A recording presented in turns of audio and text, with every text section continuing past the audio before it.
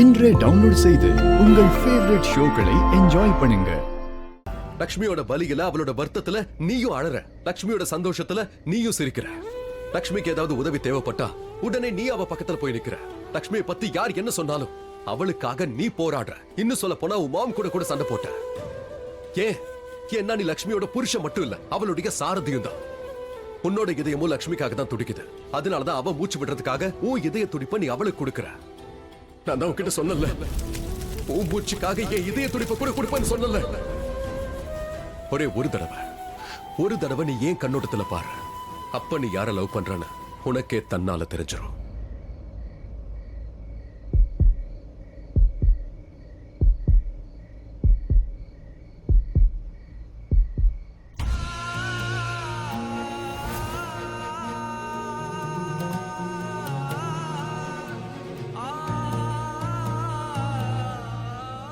நீ லக்ஷ்மியை தான் காதலிக்கிற.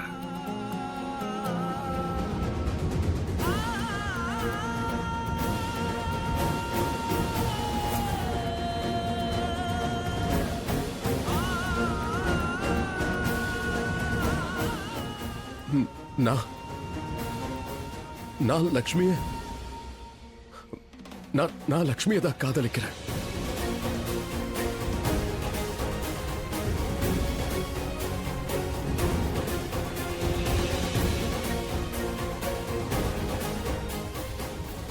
சரியா கேட்கல, சத்தமா சொல்லு. நான் லக்ஷ்மியை தான் காதலிக்கிறேன். I love Lakshmi.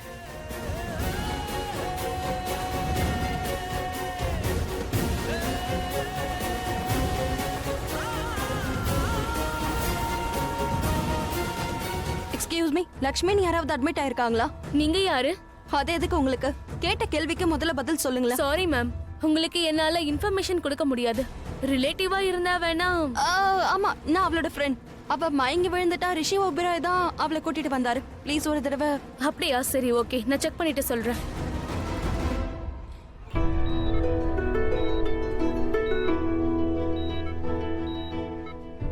நான் போய் லக்ஷ்மி கிட்ட சொல்லட்டுமா? அவளை லவ் பண்றேன்னு சொல்லட்டுமா? சொல்றேன்.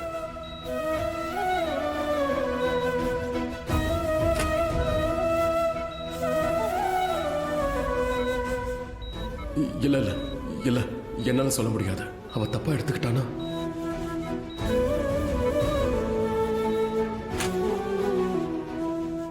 இல்ல, ஆல்ரெடி ரொம்ப லேட் ஆயிடுச்சு.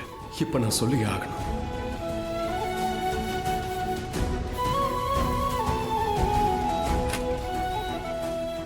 ஆனா லக்ஷ்மி கிட்ட எப்படி சொல்றது? இது சரியான டைமா? இந்த இடம், இந்த சிச்சுவேஷன் இல்ல, இது ரைட் டைம் இல்ல. நான் இப்ப சொல்லக்கூடாது.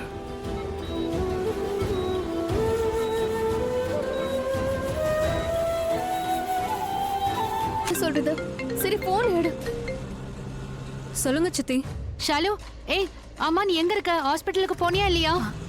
இல்ல சித்தி, ஆயுஷ் ஒரு இடத்த சொல்லிருக்காங்க. அங்கதான் நாங்க போயிட்டு இருக்கோம். ஏன்னா அக்கா எந்த ஹாஸ்பிட்டல்ல இருக்கான்னு யாருக்கும் தெரியல. இந்த ரிஷி இருக்கானே, அவன் சரியானவன்.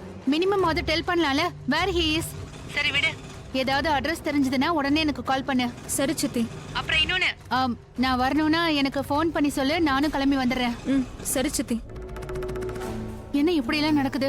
லக்ஷ்மி எங்க இருந்தாலும் நல்லா இருக்கணும். கடவுளே அவளை காப்பாத்து. ஷாலு, நீ கவலைப்படாத. ஆயுஷ் மெசேஜ் பண்ணிருக்கோம். என்ன வந்திருக்கு?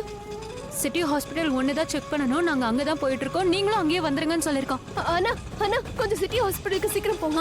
ஏமா, நீங்க இத முதல்லயே சொல்லியாமா? ஐயோ, இப்பதாங்க தெரிஞ்சது. சிட்டி ஹாஸ்பிட்டல் போகணும்னா அங்க கூட்டிட்டு போங்களே. Forget it. டைம், சந்தர்ப்பம் எல்லாம் எங்கேயே கிடைச்சிடும். என் மனசுல இருக்கிறத நான் சொல்லிடுறேன்.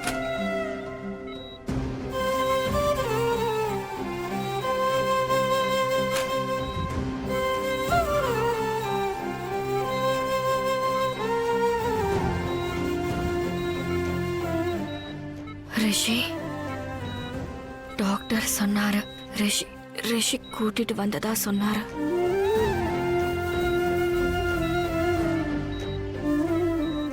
இப்ப எப்படி ஃபீல் பண்ற லக்ஷ்மி? நீ என்ன ஃபீல் பண்ணுவேன்னு எனக்கு நல்லா தெரியும். அது நீ இப்போ ரொம்ப பெர்ஃபெக்ட்டா ஃபீல் பண்றேன்னு சொல்லுவேன். என்ன நான் கவலைப்படக்கூடாது, ரைட்?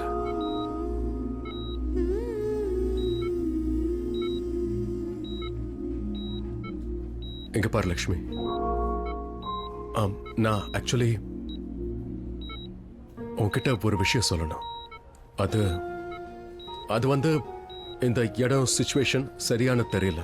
இது சொல்லாமானும் தெரியல, ஆனாலும் சொல்லணும்னு நினைக்கிறேன். இங்க பாருங்க, நீங்க டென்ஷன் ஆகாதீங்க. லக்ஷ்மிக்கு எதுவும் ஆகாது. நான் லக்ஷ்மி நல்லபடியா கல்யாணம் பண்ணிக்கணும்னு ஆசைப்பட்டேன். அது எனக்கு கனவாவே போய் முடிஞ்சிருச்சு. ஆனா இப்ப அவளை சாக விட மாட்டேன். அந்த யமங்கிட்டே போயிட்டு உயிரை திருப்பி கெட்டு வருவேன். அவ எந்த ஹாஸ்பிட்டல்ல இருக்கான்னு தெரியுமா? எனக்கு தெரியாது. ஏன் போய் சொல்றீங்க? பொய்யா தான் பேசுவேன் முடிவில் இருக்கீங்களா என்ன? லக்ஷ்மி எரிஞ்சு போயிட்டா ஹாஸ்பிட்டல்ல இருக்கா, ஆனா எந்த ஹாஸ்பிட்டலும் தெரியாது. டேய் வடிகட்டின முட்டாள், நிஜமாவே எனக்கு தெரியாதுங்கற. திரும்ப திரும்ப அதே கேட்டிட்டு இருக்க. எதுக்கு இப்ப கத்துறீங்க? அந்த ரிஷி தான் அவளை ஹாஸ்பிட்டல் கூட்டிட்டு போயிருக்கான். எந்த ஹாஸ்பிட்டல்னு கூட தெரியல, போனும் பண்ணல. நான் என்ன பண்றது? சரி விடு, உங்களால எதுவும் முடியாதுதான். ஹேய், உனக்கு என்னடா பிரச்சனை? எப்ப வேணாலும் நீ எனக்கு ஃபோன் பண்ணுவியா? நான் என்ன உன் அடிமையா? நான் சொன்னனா நீ அடிமன்னு நான் சொன்னனா என்ன? இங்க பாரு, நீ ரிஷிக்கு சொந்தனா நான் லக்ஷ்மிக்கு சொந்தம். எனக்கு நீ ஒரு விஷயம் மட்டும் சொல்லு, லக்ஷ்மி எங்க இருக்கா? என் கை புடியில இருக்கா. இதோ கசக்கி கீழே போட்டுட்டா. ஓகே, மறுபடியும் ஃபோன் பண்ணி தொல்லை கொடுத்தனா அங்க வந்து அரைஞ்சிருவேன். அவளுக்கு உடம்பு சரியில்லைன்னு சொல்லி தான் நானே உனக்கு ஃபோன் பண்றேன். எனக்கு ஒரு விஷயம் சொல்லு, ரிஷி லக்ஷ்மி எங்க கூட்டிட்டு போயிருக்கா? நான் யாரு? அவ செக்ரட்டரியா இல்ல அவளோட பாடி கார்டா? அவ எங்க போயிருக்கான்னு எனக்கு தெரியறதுக்கு எனக்கு தெரிஞ்சா நானே உனக்கு சொல்லி அனுப்புறேன். அப்படியே உனக்கு தெரிஞ்சாலும் நீ தயவு செஞ்சு எனக்கு சொல்லு. சரி, நான் கால் பண்ணா போன் எடு, மறந்துடாத. நோ நோ நோ, கால் எல்லாம் பண்ணாத. நானே உனக்கு கால் பண்றேன், இல்லனா மெசேஜ் அனுப்புறேன். நீ அதை படிச்சுக்க. நீ கால் பண்ணலனா நான் கால் பண்ணிடுவேன், சரியா? நீ கால் பண்ணாலும் நான் உன்கிட்ட எதுவும் சொல்ல மாட்டேன். நீ ஏன் பேச்ச கேட்கலன்னா நான் உன் பேச்ச கேட்கவே மாட்டேன். என்னால கண்ட்ரோல் பண்ண முடியல. நேரா கோவிலுக்கு போயிட்டேன் ப்ரே பண்றதுக்காக, நீ குணமாகறதுக்காக. அங்கிருந்து நான் விபூதியும் கொண்டு வந்தேன், உன்னோட நெத்தியில கூட வச்சு விட்டுருக்க. உனக்கு மயக்கம் தெளிஞ்சிருச்சு. கடவுள் அருளால குணமாயிட்ட. உனக்கு தெரியுமா, நான் அங்க ஒரு பெரியவரை பார்த்தேன். அவர் தான் என்கிட்ட சொன்னாரு, அது நீ வந்து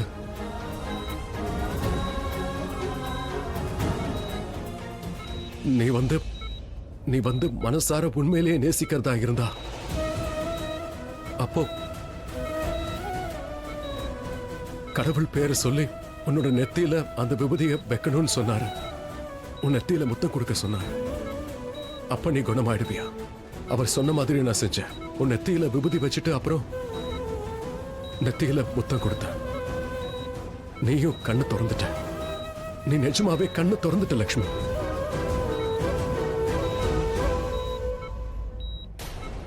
ரெண்டு பேரும் ஐசியூல தான் இருக்கணும்.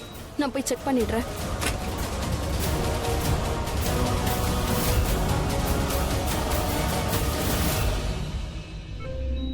அது வந்து லக்ஷ்மி, நான் உன்கிட்ட ஒரு விஷயம் சொல்லணும். ஆனா அதை எப்படி சொல்றது?